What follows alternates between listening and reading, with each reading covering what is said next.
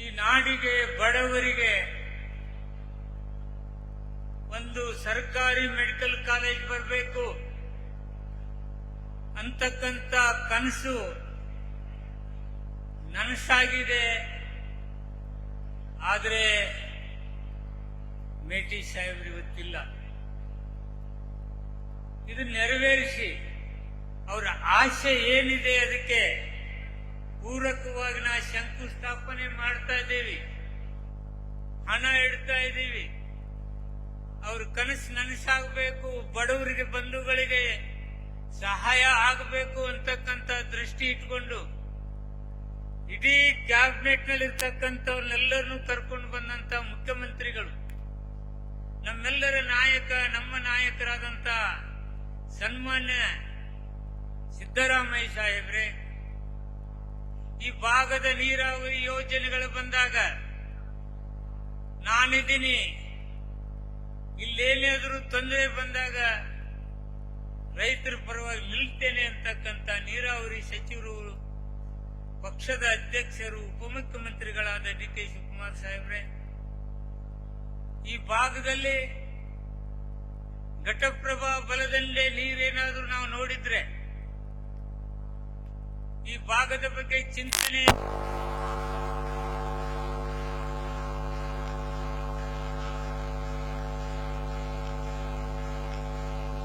HK. Patil ಸಾಹೇಬ್ರೆ, ವೈದ್ಯಕೀಯ college ಬೇಕು ಅಂದಾಗ ನಮ್ಮ ಜೊತೆಯಲ್ಲಿ ಬಾಗಲಕೋಟೆಗೆ ಯಾಕೆ ಕೊಡಬಾರ್ದು, ನಾವು ಕೊಡ್ತೇವೆ ಅಂತಕ್ಕಂಥ ಕೈ ಜೋಡಿಸತಕ್ಕಂಥ ಶರಣ್ ಪ್ರಕಾಶ್ ಆರ್ ಪಾಟೀಲ್ರೆ, ಈ ಭಾಗದಲ್ಲಿ ನೀರಾವರಿ ಸಚಿವರಾಗಿ ಹಲವಾರು ಕೆಲಸಗಳ ಜೊತೆಗೆ ಈಗ ಬೃಹತ್ ಮತ್ತು ಮಧ್ಯಮ ಕೈಗಾರಿಕೆ ಇಲಾಖೆಯ ಸಚಿವರಾದಂಥ ಎಂ.ಬಿ. ಪಾಟೀಲ್ ಸಾಹೇಬ್ರೆ, ಶಿವಾನಂದ ಪಾಟೀಲ್ ಸಾಹೇಬ್ರೆ, ವೇದಿಕೆ ಮೇಲಿರ್ತಕ್ಕಂಥ ಹಿರಿಯರಾದಂಥ ಜೆ.ಟಿ. ಪಾಟೀಲ್ ಸಾಹೇಬ್ರೆ, ವಿಜಯಾನಂದ ಕಾಶ್ಯಪ್ನವರವರೇ, ತೇರದಾಳ್ ಮತಕ್ಷೇತ್ರದ ಶಾಸಕರಾದಂಥ ಸಿದ್ದು ಸವದಿಯವರೇ, ಯುವಕ ಮಿತ್ರ ಬದಾಮಿಯ ಶಾಸಕ ಭೀಮಸೇನ್ ಚಿಮ್ಮನಕಟ್ಟಿಯವರೇ, ವಿಧಾನ ಪರಿಷತ್ನ ಸದಸ್ಯರಾದಂಥ ಸುನಿಲ್ ಗೌಡ ಪಾಟೀಲ್ರೇ, ಹಿರಿಯರಾದ ನಂಜಯನ್ ಮಠ್ ಅವರೇ, ಅನಿಲ್ ಕುಮಾರ್ ದಡ್ಡಿಯವರೇ, ವೇದಿಕೆ ಮೇಲೆ ಇರ್ತಕ್ಕಂಥ ಎಲ್ಲ ಹಿರಿಯರೇ, ಮಾಧ್ಯಮದ ಗೆಳೆಯರೇ, ತಾಯಂದಿರೇ ಹಾಗೂ ಎಲ್ಲ ಹಿರಿಯರೇ, ನಾವು ಎಷ್ಟು ದಿವಸ ರಾಜಕಾರಣದಲ್ಲಿ ಇರ್ತೀವಿ ಗೊತ್ತಿಲ್ಲ, ಆದರೆ ರಾಜಕಾರಣದಲ್ಲಿದ್ದಾಗ ನಾವೇನ್ ಮಾಡಿದೀವಿ ಅನ್ನೋದು ಮಾತ್ರ ಇರುತ್ತೆ. ನೋಡ್ರಿ, ಎಚ್.ವೈ. ಮೇಟಿ ಸಾಹೇಬ್ ಎಷ್ಟು ಓದಿದ್ರೋ ಗೊತ್ತಿಲ್ಲ, ಆದ್ರೆ ಈ ಭಾಗಕ್ಕೆ, ತನ್ನ ಮತಕ್ಷೇತ್ರಕ್ಕೆ ಒಂದು ಮೆಡಿಕಲ್ ಕಾಲೇಜ್ ಬೇಕು ಅಂತಕ್ಕಂಥ ಅವ್ರ ಕನಸು ಅಂತದ್ ನೋಡಿ. ಅಂತಹ ಧೀಮಂತ ನಾಯಕನ ಒಂದು ಕನಸು, ಯಾವ ಜನಾಂಗಗಳಿಗೆ ಸಹಾಯ ಮಾಡಬೇಕಂತಕ್ಕಂಥ ಅವ್ರ ಮನಸ್ಸು, ಅದನ್ನ ನೆರವೇರಿಸಲಿಕ್ಕೆ ನಮ್ಮ ಸರ್ಕಾರ, ಮುಖ್ಯಮಂತ್ರಿಗಳು ಇವತ್ತು ನೆರವೇರಿಸಿದಾರಲ್ಲ. ನಿಮ್ಮೆಲ್ಲರ ಜೊತೆಗೆ ನನಗೊಂದು ಬಹಳ ಸಂತೋಷ ಆಗಿದೆ ಅಂತಕ್ಕಂಥ. ಇದಕ್ಕೆ ಹೋರಾಟಗಳು ನಡೆದು, ಹೋರಾಟದಲ್ಲಿ ಹಲವಾರು ಯುವಕ ಮಿತ್ರರು ಇಲ್ಲಿ ಓಡಾಡಿ ಕೆಲಸ ಮಾಡಿದ್ರು. ಅದರಲ್ಲಿ ನಮ್ಮ ನಾಡಗೌಡ ಸಾಹೇಬರು ಓಡಾಡಿದ್ದಾರೆ. ಅದರ ಜೊತೆಗೆ ರಮೇಶ್ ಬದ್ದೂರ್ ಅವ್ರ ಜೊತೆಗೆ ಹಲವಾರು ಅವ್ರ ಗೆಳೆಯರು, ಪ್ರಮುಖವಾಗಿ ನೀಲ್ ನಾಯಕ್, ಬಸವರಾಜ್ ಧರ್ಮಂತಿ, ರಮಾನ್ ನದಾಫ್ ಅವರು, ಗಣಪತಿ ಅವರು, ಕಟ್ಟಿಮಣಿಯವರು, ಡೋಂಗ್ರಿ ಸಾಬ್ ಅವರು, ರಾಜೇಶ್ವರಿ ಅವರು, ಮಲ್ಲು ಅವರು, ಮಡಿವಾಳ್ ಅವರು, ಇವರೆಲ್ಲರೂ ಆಗ್ಬೇಕಂತಕ್ಕಂಥ ದೃಷ್ಟಿ ಇಟ್ಕೊಂಡು ಬೂಟ್ ಪಾಲಿಸು ಮಾಡಿದ್ರು. ಆದ್ರೆ ಇದನ್ನು ಯಾವುದು ಗಣನೆಗೆ ತೆಗೆದುಕೊಳ್ಳಿಲ್ಲ ಹಿಂದಿನ ಸರ್ಕಾರಗಳು.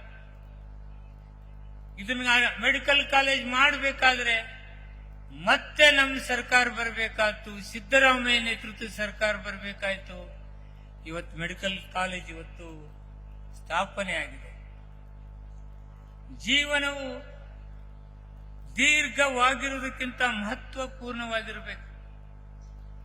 ಅಂತಹ ಕೆಲಸವನ್ನ ಈ ಸರ್ಕಾರ ಮಾಡಿದೆ, ನಮ್ಮ ಮೇಟಿಯವರು ಮಾಡಿದ್ದಾರೆ ಹಾಗೆ ಅಂತಕ್ಕಂಥದ್ದು ನಾನು ಹೇಳಿಕ್ಕೆ ಇಷ್ಟಪಡ್ತಾ ಇದ್ದೀನಿ. ಇನ್ನ UKP ಕೃಷ್ಣಾ ಮೇಲ್ದಂಡೆ ಯೋಜನೆ ಎಷ್ಟು ದಿವಸಗಳ ಕನಸು ನೋಡಿ. ರೈತರು ಯಾವ ರೀತಿ ಅವರ ನೋವಿತ್ತು ಅಂದ್ರೆ ಇದು ಆಗತ್ತೇನಾ ಇಲ್ಲ, ನಿಮಗೆ ಮಾಡಕ್ ಆಗದೆ ಇದ್ರೆ ಸರ್ಕಾರಗಳಿಗೆ ಬಿಟ್ಟು ಬಿಡಿ, ನಮ್ಮ ಜಮೀನು ನಾವು ಬದುಕ್ತೀವಿ ಅಂತಕ್ಕಂಥ ಭಾವನೆ ಬಹಳ ಜನರಲ್ಲಿತ್ತು. ಎಷ್ಟು ಸರ್ಕಾರಗಳು ಬಂದವು ಓದುವು ಏನ್ ಮಾಡಿದವನು ನಾನು ಹೇಳಲಿಕ್ಕೆ ಹೋಗುದಿಲ್ಲ. ಆದ್ರೆ ಸಿದ್ದರಾಮಯ್ಯ ನೇತೃತ್ವ ಸರ್ಕಾರದಲ್ಲಿ ನೀರಾವರಿ ಸಚಿವರಾದಂತ DK ಶಿವಕುಮಾರ್ ಸಾಹೇಬ್ ಈ ಭಾಗದ ರೈತರಿಗೆ ನಾವು ಕೈ ಬಿಡೋದಿಲ್ಲ, ಯಾರೇನೇ ಹೇಳಿ ಎಕರೆಕ್ 40 ಲಕ್ಷ ನೀರಾವರಿ, ಒಣ ಬೇಸಾಯಕ್ಕೆ 30 ಲಕ್ಷ ಕೊಡ್ತೀವಿ ಅಂತಕ್ಕಂಥ ದಿಟ್ಟ ನಿಲುವೇನಾದ್ರೂ ತಗೊಂಡಿದ್ರೆ ನಮ್ಮ ಸರ್ಕಾರದಲ್ಲಿರ್ತಕ್ಕಂಥ ಇಬ್ಬರು ನಾಯಕರು, ನಮ್ಮ ನಾಯಕ ಸಿದ್ದರಾಮಯ್ಯನವರು, DK ಶಿವಕುಮಾರ್ ಅವರು, ಇದನ್ನು ಯಾವ ಕಾಲಕ್ಕೂ ತೆಗೆದುಕೊಳ್ಳಕ್ಕಾಗಿರ್ಲಿಲ್ಲ. ಅದರ ಜೊತೆಗೆ ನಾವು 4 ವರ್ಷದಲ್ಲಿ ಇದನ್ನೆಲ್ಲದನ್ನು ಮುಗಿಸ್ತೇವೆ, ರೈತರಿಗೆ ನಾವು ಕಾಪಾಡ್ತಕ್ಕಂಥ ಕೆಲಸ ಮಾಡ್ತೇವೆ ಅಂತ ಹೇಳಿದ್ರು. ಈ ಕೆಲವು ರೈತರಲ್ಲಿ ಆತಂಕ ಇದೆ. ಅದರ ಜೊತೆಗೆ ಕೆಲವರು BJP ಅವರು ಮಾತನಾಡ್ತಾರೆ. ನಮ್ಮ ರೈತರಿಗೆ ನಾವು ಒಬ್ಬ ಹೇಳ್ತಾ ಇದ್ದೀವಿ, ನಾವು ನಮ್ಮ ಮುಖ್ಯಮಂತ್ರಿಗಳು ತಮ್ಮ ವಿಚಾರ ಏನಿದೆ, ನೀರಾವರಿ ಸಚಿವರಾದಂತ DK ಶಿವಕುಮಾರ್ ಅವ್ರ ವಿಚಾರ ಏನಿದೆ, ರೈತರನ್ನ ಕೈ ಬಿಡೋದಿಲ್ಲ ಅಂತಕ್ಕಂಥ ದೃಷ್ಟಿಯಿಂದ ಇವತ್ತೇ ಈ ಸಭೆಯಲ್ಲಿ ಹೇಳ್ತಕ್ಕಂಥ ಕೆಲಸ ನಮ್ಮ ನಾಯಕರಿಬ್ರು ಮಾಡ್ತಾರೆ ಅಂತಕ್ಕಂಥ ಭರವಸೆ ನಾನು ಇವತ್ತು ನಿಮ್ಮಲ್ಲಿ ಕೊಡಬೇಕಾಗ್ತಾ ಇದೆ. ಇನ್ನು ಹಲವಾರು ಅಭಿವೃದ್ಧಿ ಕೆಲಸಗಳಲ್ಲಿ ಆಗಿದ್ದಾವೆ. ಇವತ್ತು ಬಹಳ ಜನ ಈ ಸರ್ಕಾರದಲ್ಲಿ ಹಣ ಇಲ್ಲ, ಈ ಸರ್ಕಾರದಲ್ಲಿ ಕೆಲಸ ನಡೀತಿಲ್ಲ ಅಂತಕ್ಕಂಥವ್ರಿಗೆ ಯಾವ ಇವತ್ತು BTDAದಲ್ಲಿ ಕೆಲಸ ನಡೀತಾ ಇದೆ, 2,000ಕ್ಕೂ ಮಿಗಿಲಾಗಿ ನಾವೇನಾದ್ರೂ 3ನೇ ಹಂತದ ಕೆಲಸ ಪ್ರಾರಂಭ ಮಾಡಿದ್ರೆ DK ಶಿವಕುಮಾರ್ ಸಾಹೇಬರು ನಮ್ಮ ಸರ್ಕಾರ ಅಂತ ಹೇಳ್ಬೇಕಾಗತ್ತೆ. ಅದಕ್ಕೆ 2,000ಕ್ಕೂ ಮಿಗಿಲಾಗಿ ಕೆಲಸ ಪ್ರಾರಂಭ ಆದ್ರೆ ಅದಕ್ಕೆ 1,000 ಕೋಟಿಗಿಂತಲೂ ಹೆಚ್ಚಿಗೆ ಹಣ ಬಿಡುಗಡೆ ಮಾಡತಕ್ಕಂಥ ಕೆಲಸಗಳಾದವಂತಕ್ಕಂಥದನ್ನ ಯಾವಾಗ ಬೇಕಾದ ಕೇಳಿ ನಮ್ಮ ಸರ್ಕಾರ ಬದ್ಧತೆಯನ್ನು ತೋರಿಸ್ತಾ ಇದೆ ಹಾಗೆ ಅಂತಕ್ಕಂಥದ್ದು ನಾನು ಇಲ್ಲಿ ಹೇಳಬೇಕಾಗ್ತಾ ಇದೆ. ಬಹಳ ಜನರು ಇಲ್ಲಿ ಏನ್ ಹೇಳ್ತಾ ಇದ್ದಾರೆ ಅಂದ್ರೆ ಕೆಲಸ ಇಲ್ಲ, ಆದ್ರೆ ಮಾತುಗಳನ್ನು ಮಾತಾಡ್ತಕ್ಕಂಥದ್ದು ಬಿಡೋದಿಲ್ಲ ಅಂತಕ್ಕಂಥದ್ದನ್ನ ನಾನಿಲ್ಲಿ ಹೇಳ್ಬೇಕಾಗ್ತದೆ. ಇಲ್ಲಿ ಮರ್ಚೆಂಟ್ ಅಸೋಸಿಯೇಷನ್ದವರು ನಮಗೆ ಇಲ್ಲಿ ಪ್ರವಾಸೋದ್ಯಮಕ್ಕೆ ಬಾಗಲಕೋಟೆ ಮಲ್ಲಯ್ಯನ ಗುಡ್ಡಕ್ಕೆ ಹೆಚ್ಚಿನ ಹಣ ಕೊಡಬೇಕು ಅನ್ನೋದ್ರ ಜೊತೆಗೆ ಗುಡ್ಡದ ಪ್ರದೇಶದಲ್ಲಿ ಸೇತುವೆ ನಿರ್ಮಾಣ, ಉದ್ಯಾನವನ, ಹಿನ್ನೀರಿನ ಜಲಸಾಹಸ ಚಟುವಟಿಕೆ, ಮಲ್ಲಯ್ಯನ ಗುಡ್ಡದಿಂದ ಹೆರಕಲ್ ಆಣೆಕಟ್ಟು, ಬಾಗಲಕೋಟೆ ಪಟ್ಟಣ ಯೂನಿಟ್ 3ರಲ್ಲಿ ಕೆಲಸ ಆಗ್ಬೇಕಂತ ಹೇಳಿದ್ದಾರೆ. ಇದನ್ನಾಗಲೇ ನಮ್ಮಲ್ಲಿ 3ರಲ್ಲಿ ಇವತ್ತು ಕೆಲಸಗಳು ಪ್ರಾರಂಭ ಆಗಿದ್ದಾವೆ, ಯಾವ ನಿಂತಿಲ್ಲ ಅಂತಕ್ಕಂಥದ್ದು ನಾನು ಬಹಳ ಸ್ಪಷ್ಟವಾಗಿ ಹೇಳಿಕ್ಕೆ ಇಷ್ಟಪಡ್ತಾ ಇದ್ದೀನಿ. ಇನ್ನು ಇಲ್ಲೊಂದು ದೊಡ್ಡ ಗುಲ್ಲು ಇಲ್ಲಿ ಏನಪ್ಪ ಅಂದ್ರೆ ಶಿವಾಜಿ ಮಹಾರಾಜರ ಪುತ್ಥಳಿ ಅನಾವರಣ. ನಾವುಗಳು ಹಿಂದೂಗಳೇ, ನಾವು ಯಾವತ್ತೂ ಹಿಂದೆ ಸರಿತಕ್ಕಂಥ ಪ್ರಶ್ನೆ ಇರಲಿಲ್ಲ. ಆದ್ರಿಂದ ನಾನಿವತ್ತು ಹೇಳಿಕ್ಕೆ ಇಷ್ಟಪಡ್ತಾ ಇದ್ದೀನಿ, ಬಸವಣ್ಣ ನಮ್ಮೆಲ್ಲರಿಗೂ ಬೇಕು. ಅದಕ್ಕೆ ನಮ್ಮ ಮುಖ್ಯಮಂತ್ರಿ ಹೇಳಿದ್ರು, ಬಸವಣ್ಣ ಈ ಸಂಸ್ಕೃತಿ ನಾಯಕ ಅಂತೇಳಿ ಹೇಳಿದ್ರೆ ಅದು ನಮ್ಮ ಸರ್ಕಾರದಲ್ಲಿ ನಮ್ಮ ಮುಖ್ಯಮಂತ್ರಿಗಳು ಹಾಗೆ ಅಂತಕ್ಕಂಥದ್ದನ್ನು ಹೇಳ್ತಾ ಇದ್ದೀನಿ. ಸರ್, ಇಲ್ಲೇನು ಇವತ್ತು ನಮಗೆ ಶಿವಾಜಿ ಮೂರ್ತಿ ಹಾಗೂ ಬಸವೇಶ್ವರ ಮೂರ್ತಿ ಆಗಬೇಕು ಅಂತಕ್ಕಂಥ ಬೇಡಿಕೆ ಏನಿಟ್ಟಿದ್ದಾರೆ, ದಯಮಾಡಿ ತಾವು ಅದನ್ನ ಮಾಡಿಕೊಡ್ಬೇಕು ಹಾಗೆ ಅಂತಕ್ಕಂಥ ವಿನಯಪೂರ್ವಕ ವಿನಂತಿಯನ್ನು ಮಾಡಿಕೊಳ್ತಾ ಇದ್ದೀನಿ. ನಾವು ಹಿಂದೂಗಳ ವಿರೋಧಿಗಳಲ್ಲ, ಸರ್ವ ಜನಾಂಗವನ್ನು ನಾವು ಶಾಂತಿಯ ತೋಟವನ್ನು ಮಾಡತಕ್ಕಂಥವ್ರು. ಬಸವಣ್ಣನ ಮೂರ್ತಿನೂ ಬರುತ್ತೆ, ಶಿವಾಜಿ ಮೂರ್ತಿನೂ ಬರುತ್ತೆ.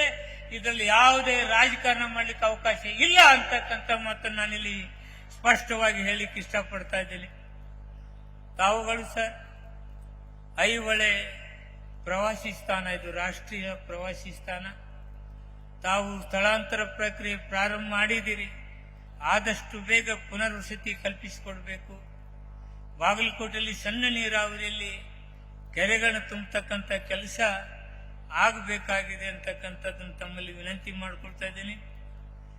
ಏಷ್ಯಾದಲ್ಲಿ ಮುಳುಗಡೆಯಾದ 2ನೇ ದೊಡ್ಡ ನಗರವಾಗಿದ್ದು, ಇಲ್ಲಿ ಇರ್ತಕ್ಕಂಥ ಅಮೀನ್ಗಢ, ಕಮತ್ಗಿರಿ ನಗರ ರಸ್ತೆಗಳು, ಇನ್ನಿತರ ಮೂಲಭೂತ ಸೌಕರ್ಯಗಳಿಗೆ 150 ಕೋಟಿ ರೂಪಾಯಿಗಳು ಬೇಕಾಗಿದ್ದಾವೆ. ದಯಮಾಡಿ ಅನುದಾನ ಕೊಡಬೇಕು ಹಾಗೆ ಅಂತಕ್ಕಂಥ ಮಾತನ್ನು ಹೇಳಿ, ಇಲ್ಲಿ ಬಾಗಲಕೋಟೆಯಲ್ಲಿ ಬಹಳ ಬಹುದಿನಗಳ ಬೇಡಿಕೆ ಸರ್, ಇದು ನಡುಗಡ್ಡೆ ಆಗಿದೆ ಕಿಲ್ಲಾ ಭಾಗ. ಆ ಭಾಗವನ್ನ ಸಹಾನುಭೂತಿಯಿಂದ ತಾವು ಮುಳುಗಡೆ ಅಂತೇಳಿ ಘೋಷಣೆ ಮಾಡಬೇಕು ಹಾಗಂತೇಳಿ ನಾನು ವಿನಂತಿ ಮಾಡ್ಕೊಳ್ತಾ ಇದ್ದೀನಿ. ನಾನು ಹೆಚ್ಚಿಗೆ ಮಾತನಾಡಲಾರ್ದೆ, ತಾವುಗಳು ಬಂದಿದ್ದೀರಿ, ಈ ಭಾಗದ ಅಭಿವೃದ್ಧಿ ಪರವಾಗಿ ಕೆಲವು ವಿಚಾರಗಳನ್ನ ಹೇಳ್ತೀರಿ. ನಿಮ್ಮ ಮಾತುಗಳನ್ನ ಕೇಳಬೇಕು. ಇಬ್ರು ಡೆಪ್ಟಿ ಸಿಎಂ ಹಾಗೂ ಸಿಎಂ ಅವ್ರ ಮಾತು ಕೇಳಬೇಕಂತ ತಾವೆಲ್ಲ ಆತುರದಿಂದಿದ್ದೀರಿ. ಬಾಗಲಕೋಟೆಗೆ ಬಂದಿದ್ದಾರೆ, ನಮಗೆ ಈ ಭಾಗದ ಅಭಿವೃದ್ಧಿಗೆ ಸಹಾಯ ಹಸ್ತ ನೀಡ್ತಾರೆ ಅಂತಕ್ಕಂಥ ಚಾತಕ ಪಕ್ಷಂತೆ ಕಾಣ್ತಕ್ಕಂಥ ತಮಗೆ ಅಭಯವನ್ನು ನೀಡ್ತಕ್ಕಂಥ ಇಬ್ರು ನಾಯಕರು ಬಂದಿದ್ದಾರೆ. ಅಭಯ ನೀಡ್ತಾರೆ. ನನ್ನ ಮಾತನ್ನು ನಾನು ಮುಗಿಸ್ತೇನೆ.